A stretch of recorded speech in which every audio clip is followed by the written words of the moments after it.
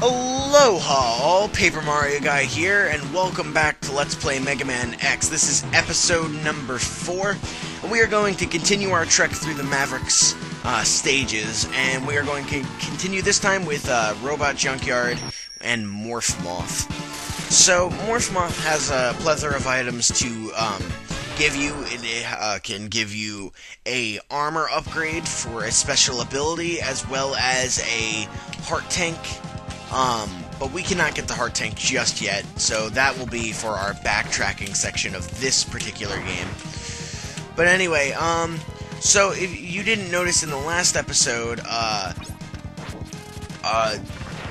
or even at the beginning of this episode, really, oh, he disappeared anyway, is Agile disappeared, actually.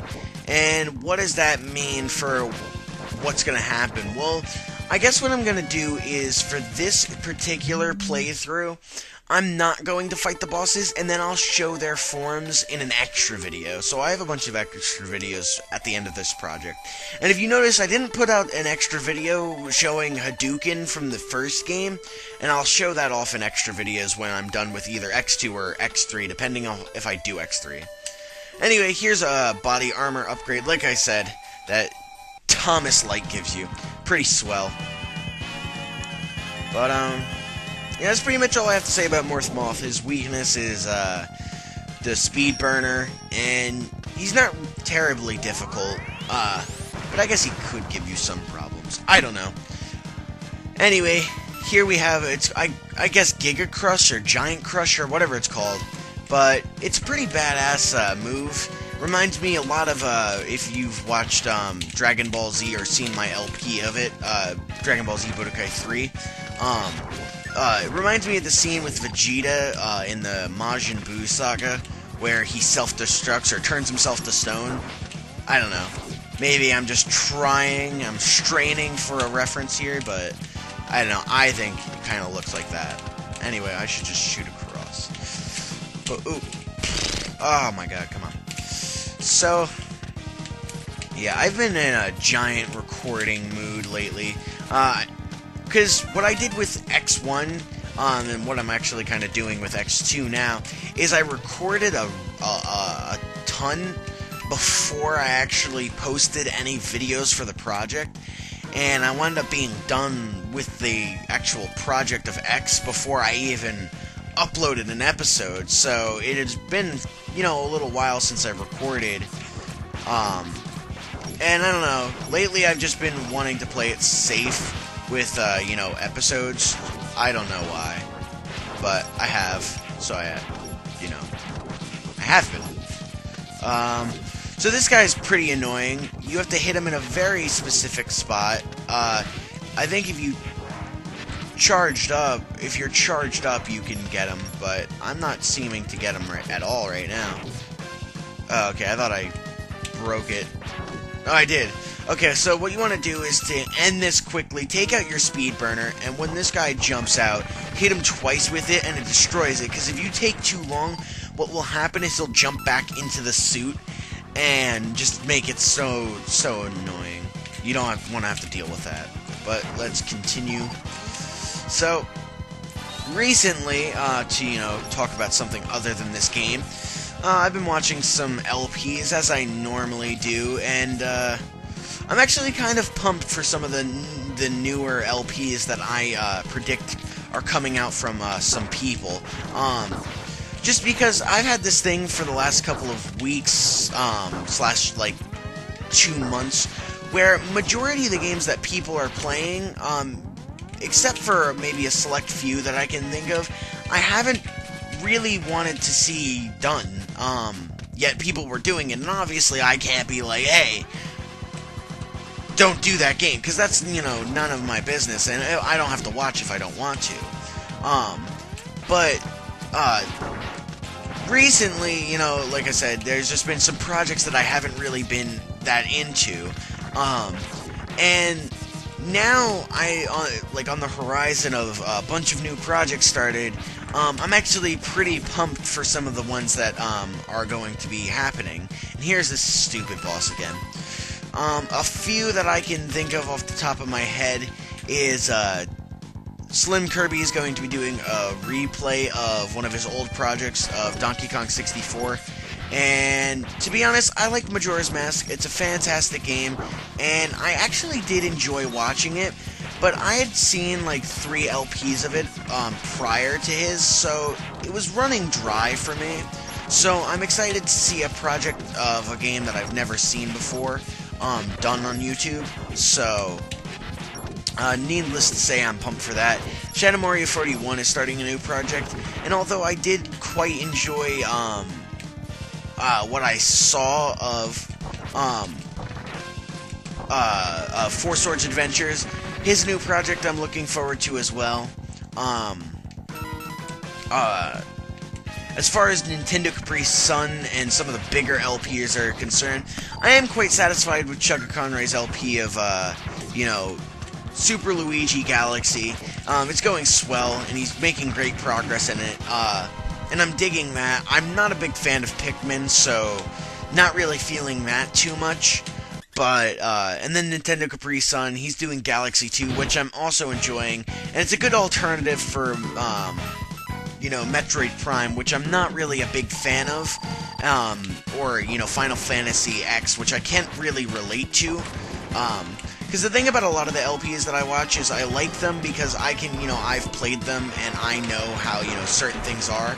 So, Final Fantasy X is nice because I've never really played a Final Fantasy game, but, so it's good because I'm finally seeing, like, a new game, which is always a plus about, watching Let's Plays. But it's also bad in the sense that I'm just not a giant RPG or Final Fantasy fan. I do like RPG, it's just not a big, Final Fantasy guy. Just me, personally. But if you are, all the more power to you, because I'm sure Final Fantasy is a swell series. I haven't really given it that fair of a chance, but I don't know, Final Fantasy to me, it's one of those series that I feel as though I should play just to be able to say, hey, I've played a Final Fantasy game as well. And then I can more accurately say, hey, I like this series or I don't. It's an intimidating thing, and, it's just one of those things where, certain people have the mind frame of just because it's popular, they're not going to go, check it out. And I'm not going to say I'm like that, because I'm really not, but it's one of those things where, I can kind of see where people are coming from when they don't, mainly because, alright,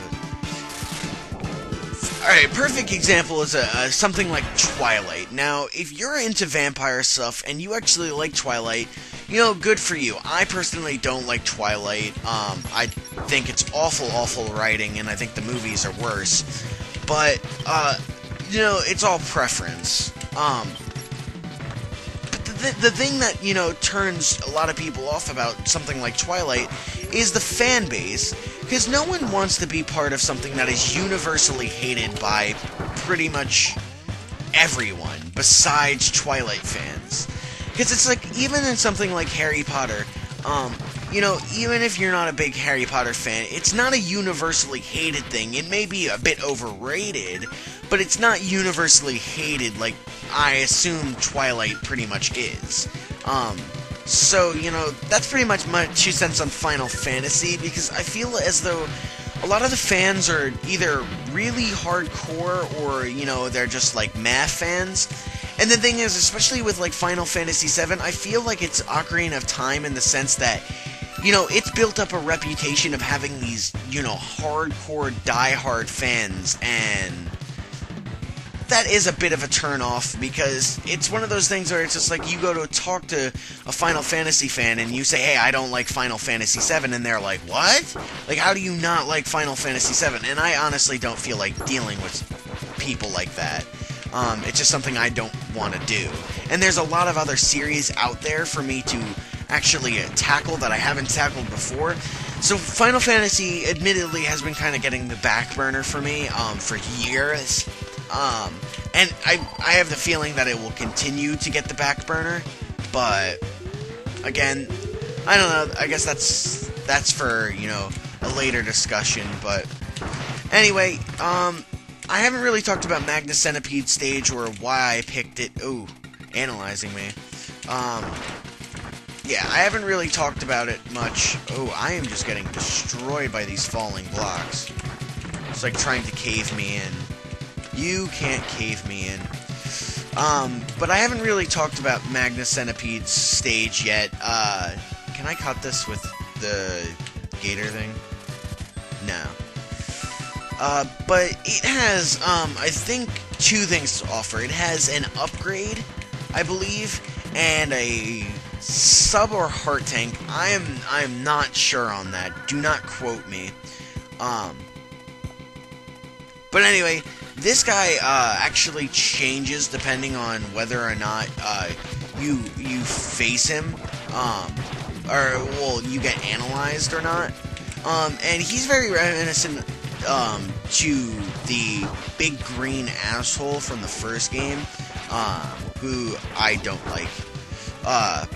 But he can be kind of difficult. I don't know what exactly his weakness is, so let's just test him out. Just try this bubble thing. I don't know, it seems like it's doing some damage. I don't know if it's doing, you know, extra damage. But it's certainly doing something. Let's go back to the X-Buster just to test out my theory. See, my theory... Okay, yeah, I really did destroy that guy rather quickly. I guess what it is, if you notice that there's, like, a bit of, like, that... You know how you dash, how you see the smoke? I feel like if you can see that for an enemy, that means that you're using its weakness. That could be wrong, it could be true. I have no idea personally. But yeah, like I was saying with Final Fantasy, it's just been kind of getting the back burner. And as far as I was talking about Magna Centipede, Magna Centipede is weak to the Silk Shot and becomes rather easy, actually. See, he loses his tail, and that actually makes him a lot, you know, easier than he normally would be. But, because it restricts his moveset. But Silk Shot is indeed, that was, I almost said indact, which was like a combination of in fact and indeed. But, he is not that difficult when you have his weakness, but when you don't have his weakness, he is kind of difficult. I feel like he's kind of like who could I relate him to in the first game? Maybe Sting Chameleon? No. Maybe Launch Octopus. Yeah, I'd probably say Launch Octopus. He's a lot like him, where he becomes a bit easier once you know, get rid of his tentacles, whereas, you know, Launch Octopus, or whereas Magna Centipede, once you get rid of his tail, he becomes easier. But, yeah, you saw his pattern. I didn't really talk about it, but I didn't really feel like I needed to, because I was kind of getting, you know, into my Final Fantasy thing. But, yeah, hopefully, you check out some of those projects that I mentioned earlier in the episode when they actually come out. But for now, that's pretty much the episode, because, I don't have time to do another stage. So in the next stage, or next episode, we will tackle Crystal Snail and Overdrive Ostrich, and then tackle a very large backtracking section, that X2, has. And then from there, we will, you know, pretty much finish up the game. So, blowing through this game much like we blew through the first X game. Anyway, until next episode, I am Paper Mario Guy of the KoopaNinjaBros. Thank you very much for watching, and I'll see you all next time.